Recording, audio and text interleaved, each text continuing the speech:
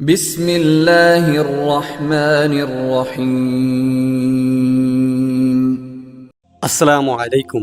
অনেকদিন পূর্বেও একটি বিষয় নিয়ে মতপার্থক্য ছিল যে সর্বপ্রথম আল্লাহ তাআলা কি সৃষ্টি করেছেন।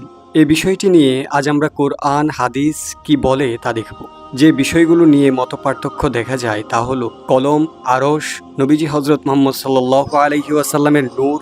সর্বপ্রথম হাদিসগুলো নিয়ে আলোচনা শুরু করা যায়। উবাদাহ ইবনু সামিত রাদিয়াল্লাহু তাআলা আনহু থেকে বর্ণিত, তিনি বলেন, আমি রাসূল সাল্লাল্লাহু আলাইহি ওয়াসাল্লামকে বলতে শুনেছি, আল্লাহ তাআলা সর্বপ্রথম যা সৃষ্টি করেছেন কলম। তিনি বলেন, লেখো। সে বলল, হে আমার রব, কি লিখব? তিনি বলেন, কিয়ামত পর্যন্ত প্রত্যেক জিনিসের তাকবীর লিখো।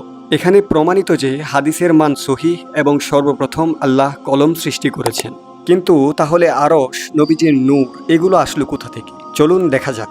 নূর সর্বপ্রথম সৃষ্টি, এই মতবাদটি আসে আল্লাহ তাআলা বলেন, সুতরাং তোমরা ঈমান আনয়ন করো আল্লাহর প্রতি, রাসূলের প্রতি এবং সেই নূরের বা জ্যোতির প্রতি যা আমি অবতীর্ণ করেছি। এই আয়াতটিকে কিছু গোষ্ঠী বা দল, যাদেরকে নূরে মুহাম্মাদি আলো বা সুফি ধারার কিছু আলেম বলা হয়, একটি হাদিস বর্ণনার মাধ্যমে প্রমাণ করার চেষ্টা করে যে নূর সর্বপ্রথম সৃষ্টি।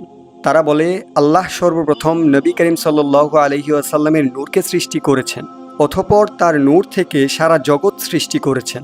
অথচ এই সম্পর্কিত নির্ভরযোগ্য কোনো হাদিস পাওয়া যায় না, অর্থাৎ এটি একটি কুসংস্কার, জাল বা ভুয়া উক্তি। এবার চলুন আরশের বিষয়টিতে যাওয়া যাক। একটি হাদিসে বলা হয়েছে যে যখন মহান আল্লাহ সৃষ্টদের সৃষ্টি করলেন, তখন আরশে লিখে দিলেন, আমার দয়া আমার ক্রোধের উপর বিজয়ী। অপর আরেকটি হাদিসে বলা হয়েছে, যখন আল্লাহ তাআলা বিশ্বজগৎ সৃষ্টির কাজ সমাপ্ত করলেন, তখন তিনি আরশে লিখে দেন যে অবশ্যই আমার রহমত আমার ক্রোধের উপর বিজয়ী। অন্য আরেকটি হাদিসে এসেছে, রাসূল সাল্লাল্লাহু আলাইহি ওয়াসাল্লাম বলেন, যখন আল্লাহ তাআলা সব কিছু সৃষ্টি করলেন এবং প্রত্যেকের ভাগ্যের ফায়সালা করলেন, তখন একটি কিতাব লিপিবদ্ধ করে নিজের কাছে আরশে রেখে দিলেন। তাতে লেখা আছে, আমার দয়া আমার ক্রোধের উপর প্রবল হয়ে গেছে। কোরআনে আরশ প্রসঙ্গে বলা হয়েছে, আসমানসমূহ ও জমিন সৃষ্টি করেছেন 6 দিনে, আর তার আরশ ছিল পানির উপর। কোরআনে এও বলা হয়েছে যে মহান আল্লাহ আরশের উপর উঠেছেন, অর্থাৎ কোরআন ও হাদিস দ্বারা প্রমাণিত যে আরশ আল্লাহর এক প্রকাণ্ড সৃষ্টি, আর তা সমস্ত সৃষ্টি জগতের ছাদ স্বরূপ। এই সমস্ত হাদিস ও কোরআনের আয়াত থেকে এটা সরাসরি কোথাও বলা হয়নি যে আল্লাহ তাআলা সর্বপ্রথম আরশ বা নবীর নূরকে সৃষ্টি করেছেন।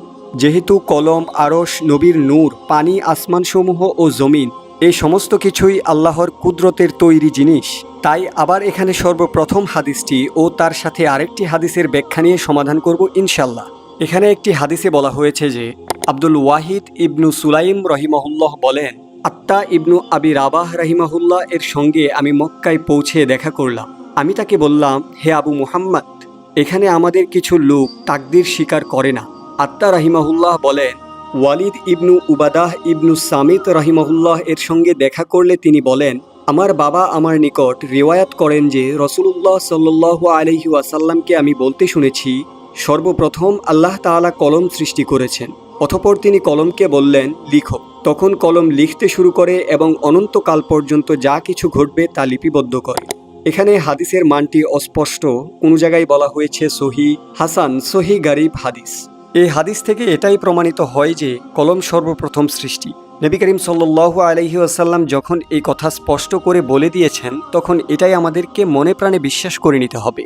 আর বিজ্ঞ আলেমদের মতে নবীর কথাকে না বিশ্বাস করা মুরতাদি ও কুফরির সূচনা। তবে এখানে মেইন প্রসঙ্গে যে হাদিসটি আসে তা হলো আবু হাফসাহ রহিমাহুল্লাহ সূত্রে বর্ণিত। তিনি বলেন, একদা উবাদাহ ইবনু সামিত রাদিয়াল্লাহু তাআলা আনহু তার ছেলেকে বললেন, হে আমার প্রিয় পুত্র, তুমি ততক্ষণ পর্যন্ত প্রকৃত ঈমানের স্বাদ পাবে না যতক্ষণ না তুমি জানতে পারবে যা তোমার উপর ঘটেছে তা ভুলেও এড়িয়ে যাওয়ার ছিল না, পক্ষান্তরে যা এড়িয়ে গেছে তা তোমার উপর ভুলেও ঘটবার ছিল না। আমি রাসূলুল্লাহ সাল্লাল্লাহু আলাইহি ওয়াসাল্লামকে বলতে শুনেছি, মহান আল্লাহ সর্বপ্রথম যে বস্তু সৃষ্টি করেছেন তা হচ্ছে কলম।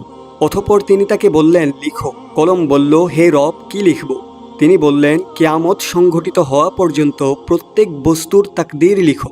হে আমার প্রিয় পুত্র, আমি রাসূলুল্লাহ সাল্লাল্লাহু আলাইহি ওয়াসাল্লামকে বলতে শুনেছি, যে ব্যক্তি এরূপ বিশ্বাস ছাড়া মারা যায় সে আমার উম্মতের নয়।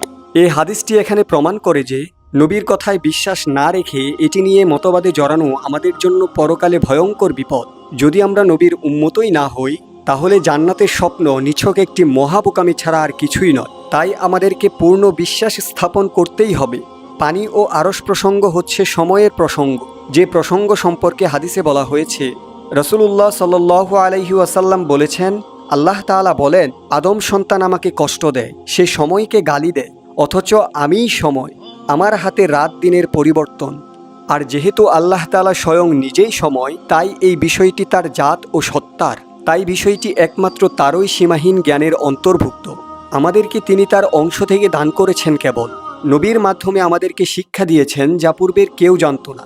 আমাদেরকে যতটুকু যেভাবে বলা হয়েছে সেভাবে বিশ্বাস করে আমল করাটাই আমাদের জন্য যথেষ্ট হবে ইনশাল্লাহ। দিন ইসলামকে সহজ করা হয়েছে, কঠিন করা হয়নি, এবং ইসলামে আল্লাহর জাত বা সত্তা নিয়ে গবেষণার অনুমতি দেওয়া হয়নি। তাই এর গভীরে যাওয়া সৃষ্টিকর্তার সৃষ্টি করা কোনো কিছুর দ্বারাই সম্ভব নয়। আল্লাহ তাআলা আমাদের সকলকে বোঝার ও আমল করার তৌফিক দান করুন, আমিন। চ্যানেলটি সাবস্ক্রাইব করে না থাকলে এখনই সাবস্ক্রাইব করে রাখতে পারেন সত্য গবেষণাগুলো জানার জন্য কুরআন ও হাদিসের আলোকে। আসসালামু আলাইকুম।